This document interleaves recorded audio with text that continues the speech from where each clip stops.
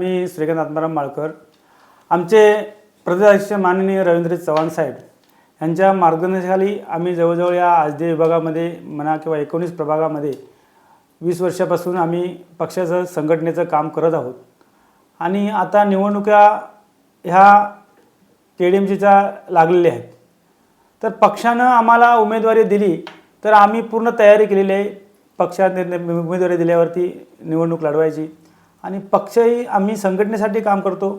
आज एवढे वर्ष आम्ही संघटनेचं काम केलेलं आहे, त्यामुळे संघटना कशी वाढवायची, कसं काम करायचे पूर्णपणे आम्ही आमच्या प्रदेशाध्यक्षाच्या त्यांच्या मार्फत आम्ही शिकलेलो आहोत. तर आम्हाला खात्री आहे की पक्षाने जर तिकीट दिली तर आम्ही निवडणूक लढणार. आतापर्यंत कुठले कुठले तुम्ही सामाजिक कार्य केली आहेत? आता मी यापूर्वी ग्रामपंचायत लढलो आहे, नंतर जिल्हा परिषदची निवडणूक झाली ती लढलेलो आम्ही लढलो आमच्या याच्यामध्ये पक्षातर्फे. नगरसेवकाची निवडणूक आम्ही याच्यामध्ये लढलो. मी मंडळाध्यक्ष झाल्यानंतर लोकसभेची, विधानसभेची, पदवीधरची या सर्व निवडणुका मी मंडळाध्यक्ष असताना माझ्या प्रभागातून सगळे लढलेले आहेत.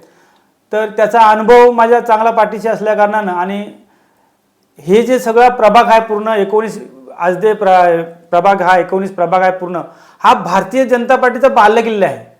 आणि इथे मला वाटत नाही की भारतीय जनता पार्टीचा उमेदवार पडू शकतो असं मला कधीच वाटत नाही. कारण आम्ही पूर्णपणे त्या पक्षाचं काम करताना 20 वर्ष लागलेत आम्हाला भारतीय जनता पार्टीचे हे एवढं इथपर्यंत पोचायला. आणि आज खात्री वाटते की आता इलेक्शन आलं आहे KDMCची, तर मला जर तिकीट दिली तर 100% मी ते इलेक्शन लढणार. परंतु पक्षाने आता जे काय ठरवलं ते पक्ष ठरवलं, कारण आम्ही संघटनेशी बांधील आहोत. आणि मला विश्वास आहे की मला पक्ष तिकीट देईल, कारण एवढ्या वर्ष मी इथं काम करतो आहे, त्या कामाच्या जोरावरती मला तिकीट मिळेल असं मला वाटतं.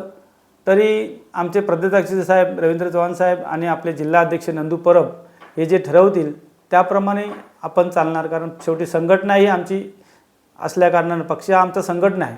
आणि संघटनेच्या बाहेर जाऊन, चौकटीच्या बाहेर जाऊन आम्ही कुठलं काम करत नाही. आम्ही चौकटीत राहूनच काम करणार. त्यामुळे पक्ष ठरवेल ती पूर्व दिशा.